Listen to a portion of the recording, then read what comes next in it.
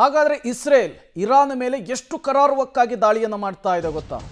ನಿನ್ನೆ ಸುದ್ದಿ ಸಂಸ್ಥೆಯೊಂದರ ಮೇಲೂ ಕೂಡ ದಾಳಿಯನ್ನು ಮಾಡಿದೆ. ಇರಾನ್ನ ಟಿವಿಯ ಪ್ರಧಾನ ಕಚೇರಿ ಮೇಲೆ ಆಗಿರುವಂತಹ ಅಟ್ಯಾಕ್ ಇದು. ಕಚೇರಿಯ ಉದ್ಯೋಗಿ ಮಸೌಮೆಹಾ ಅಜೀಮಿ ಸಾವನ್ನಪ್ಪಿದ್ದಾರೆ. IRIB ಕಟ್ಟಡದ ಮೇಲೆ ದಾಳಿಯನ್ನು ನಡೆಸುತ್ತೆ ಇಸ್ರೇಲ್ ಕ್ಷಿಪಣಿಯನ್ನು ತೂರಿಬಿಟ್ಟಿತ್ತು. ನೇರ ಪ್ರಸಾರ ನಡೀತಾ ಇದ್ದಂತಹ ಸಂದರ್ಭದಲ್ಲಿಯೇ ಇಸ್ರೇಲ್ ಸುದ್ದಿ ಸಂಸ್ಥೆಯ ಮೇಲೆ ಅಟ್ಯಾಕ್ ಮಾಡಿತ್ತು. ಇರಾನ್ನ ಟಿವಿಯ ಪ್ರಧಾನ ಕಚೇರಿ ಮೇಲೆ ದಾಳಿ ಮಾಡಿದಂತಹ ಸಂದರ್ಭದಲ್ಲಿ ಲೈವ್ನಲ್ಲಿ ನ್ಯೂಸ್ ಓದ್ತಾ ಇದ್ದಂತಹ ನಿರೂಪಕಿ ಗಾಬರಿಗೊಳ್ತಾರೆ, ಅಲ್ಲಿಂದ ಓಡಿ ಹೋಗಿದ್ದಾರೆ. ಒಂದು ಕಡೆ ನಿರೂಪಕಿ ಸುದ್ದಿಯನ್ನ ಓದ್ತಾ ಇದ್ದಂತಹ ಸಂದರ್ಭದಲ್ಲಿ ಮಿಸೈಲ್ಸ್ ಅಟ್ಯಾಕ್ ಆಗಿ ಹೇಗೆ ಗಾಬರಿಗೊಂಡ್ರು ಅನ್ನೋದನ್ನ ನೋಡಿದ್ರಿ.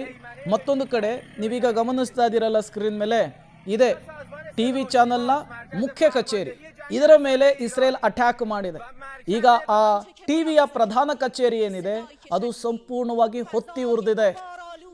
ಬಾಂಬ್ ದಾಳಿ, ಮಿಸೈಲ್ಸ್ನ ದಾಳಿ ಯಾವ ರೀತಿ ಇತ್ತು ಅನ್ನೋದಕ್ಕೆ ಈ ದೃಶ್ಯಗಳೆಲ್ಲವೂ ಕೂಡ ಸಾಕ್ಷಿ.